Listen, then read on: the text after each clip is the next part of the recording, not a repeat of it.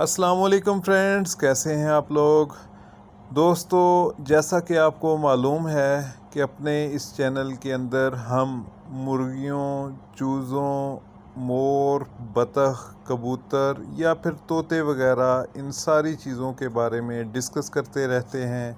इनकी वैक्सीनेशन के हवाले से, इनमें आने वाली बीमारियों के हवाले से या फिर इनको दरपेश मुख्तलिफ़ मसाइल के हवाले से और इनके इम्यून सिस्टम को स्ट्रॉन्ग करने के हवाले से हम मुख्तलिफ़ गुफ्तगू करते रहते हैं।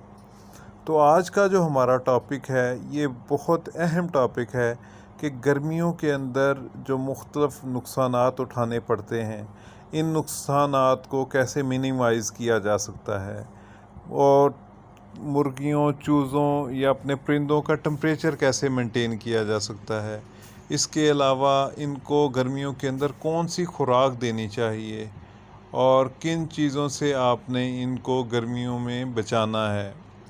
ये सारी की सारी चीज़ें आज की इस वीडियो के अंदर हम डिस्कस करेंगे और कोशिश करेंगे कि आपको गर्मियों से बचाने के हवाले से ज़्यादा इन्फॉर्मेशन दी जाए ताकि गर्मी की वजह से आपके बर्ड्स का किसी किस्म का नुकसान ना हो सके।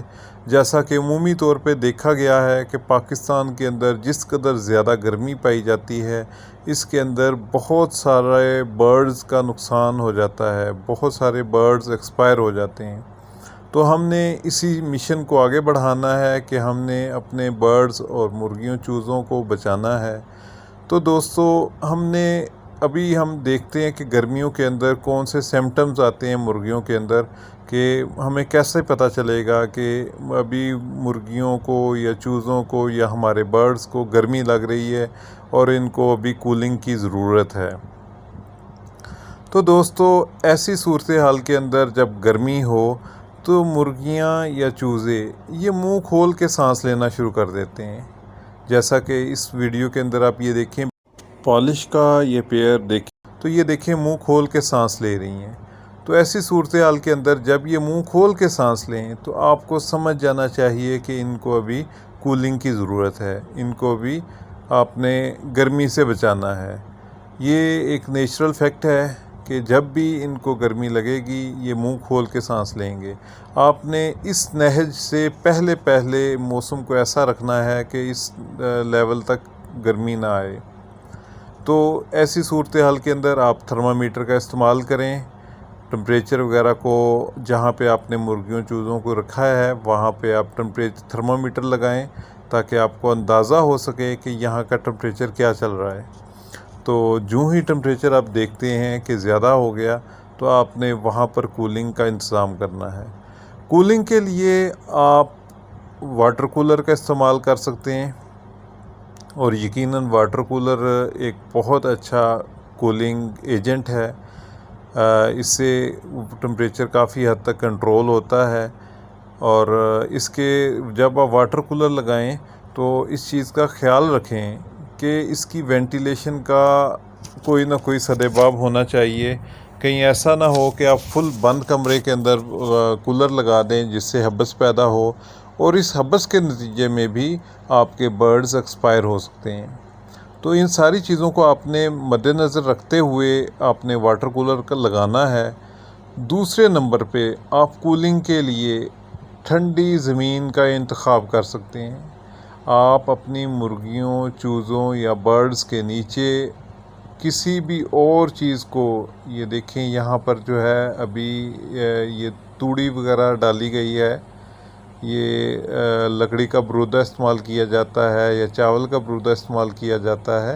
इन चीज़ों की बजाय आपने वहाँ पर रेत का इस्तेमाल करना है। रेत को आप ठंडा कर दें, पानी लगा दें, वो रेत बिल्कुल ठंडी हो जाएगी और जब रेत ठंडी हो जाए उसके ऊपर जब बर्ड्स या परिंदे या आपकी मुर्गियाँ जब पाँव रखती हैं तो जब उनके पाँव को ठंडक पहुँचती है तो डेफ़िनेटली ये ठंडक पूरे जिस्म में पहुंच जाती है, जिसकी वजह से उनको गर्मी का एहसास कम हो जाता है। इस तरीके को ज़रूर अडॉप्ट करें और इस तरीके को अडॉप्ट करते हुए जिन चीज़ों का आपने ख्याल रखना है वो ये कि रेत आपकी साफ़ सुथरी होनी चाहिए, उसके ऊपर पानी लगाएं, तो पानी लगाने से वो ठंडी हो जाएगी। और रेत को वक्तन फ़वक्तन चेंज करते रहें। इस तरह से आपने यहाँ पर सफाई का ख़ास ख्याल रखना है ताकि सफाई की वजह से भी बर्ड्स को कोई प्रॉब्लम ना आ सके। दूसरे नंबर पे हम डिस्कस करते हैं कि इनको खुराक आपने गर्मियों में कैसी देनी है। तो दोस्तों, गर्मियों के अंदर आप इनके लिए ठंडी खुराक का इस्तेमाल करें जिसकी तासीर जो है वो ठंडी हो। फॉर एग्ज़ाम्पल आप गंदम का इस्तेमाल कर सकते हैं। गंदम जो है ये बेसिकली गर्म होती है, लेकिन इसको अगर आप पानी में 10-12 घंटों के लिए भिगो के रखें, एक तो ये नरम हो जाती है, दूसरी इसकी तासीर ठंडी हो जाती है। इसके साथ साथ आप रोटियों का इस्तेमाल कर सकते हैं कि रोटियों को आप भिगो के रख दें और जब वो नरम हो जाएं तो वो इनको डाल दें निचोड़ के, ठीक है, पानी उसके अंदर ना हो, फिर वो शौक़ से खाएंगे और इनकी तासीर भी ठंडी होती है। इसी तरह से दीगर जो चीज़ें हैं जिनकी तासीर ठंडी होती है, इन चीज़ों का इस्तेमाल आप करवाएं। इनसे इनका इम्यून सिस्टम मज़बूत होगा और इनके मैदे में या जिगर में जो गर्मी है वो निकल जाएगी। इसके साथ साथ आप गर्मियों के अंदर स्पेशली सब्ज़ियों का इस्तेमाल ज़्यादा कर दें। आप इनको पालक, मेथी या घास या इसी तरह से दीगर सब्ज़ियां जो जिनके अंदर कद्दू, बंद गोभी वगैरह का इस्तेमाल करें। ये सारी चीज़ें इनके लिए बहुत मुफीद हैं। इनसे इनको बहुत ज़्यादा फ़ायदा पहुंचेगा, इनका इम्यून सिस्टम अच्छा होगा। इसके अलावा इनको आप दिन में कम से कम 3 से 4 दफ़ा ताज़ा पानी डालें। पानी ज़्यादा ठंडा नहीं होना चाहिए, कूलर का पानी तो बिल्कुल इस्तेमाल ना करें और पानी ताज़ा हो, बर्तन को साफ़ रखें। इसके अलावा आपने नमकियात की कमी को पूरा करने के लिए भरपूर तरीके से कोशिश करनी है कि नमकियात की कमी ना हो। उसके लिए आप ग्लूकोज़ और ORS का इस्तेमाल ज़रूर करवाएं। ये बहुत ज़रूरी हैं गर्मियों के लिए। और इन सारी चीज़ों के साथ साथ आप कैल्शियम और विटामिन्स ये भी ज़रूर दें, क्योंकि गर्मियों के अंदर इनको ज़्यादा ज़रूरत होती है इन चीज़ों की। और ये सारी चीज़ें जब आप नेचुरली भी करेंगे, साथ सब्ज़ियों का भी इस्तेमाल करेंगे और इनसे इनका इम्यून सिस्टम भी बिल्ड होगा और इनको भरपूर फ़ायदा पहुंचेगा। तो दोस्तों, इस तरीके से आप जो है गर्मियों के अंदर अपने मुर्गियों चूज़ों का ख्याल रख सकते हैं। मैं उम्मीद करता हूँ कि इन टिप्स को फॉलो करके आप अपनी मुर्गियों, चूज़ों और परिंदों का भरपूर तरीके से ख्याल रख सकते हैं। इसी तरह से हम मुख्तलिफ़ बीमारियों के बारे में, मौसमी असरात के हवाले से और दीगर ज़रूरियात के हवाले से, पोल्ट्री के बारे में और दीगर जानवरों, परिंदों के बारे में वीडियोज़ बनाते रहते हैं।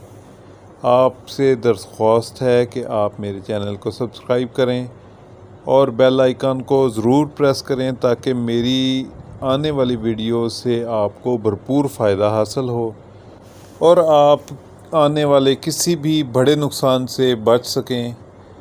मेरी वीडियोस को देखने के साथ साथ आप कमेंट्स ज़रूर करें ताकि मुझे भी आइडिया होता रहे, मुझे फ़ीडबैक मिलता रहे जो भी आप वीडियोस को वॉच करें। Thank you very much.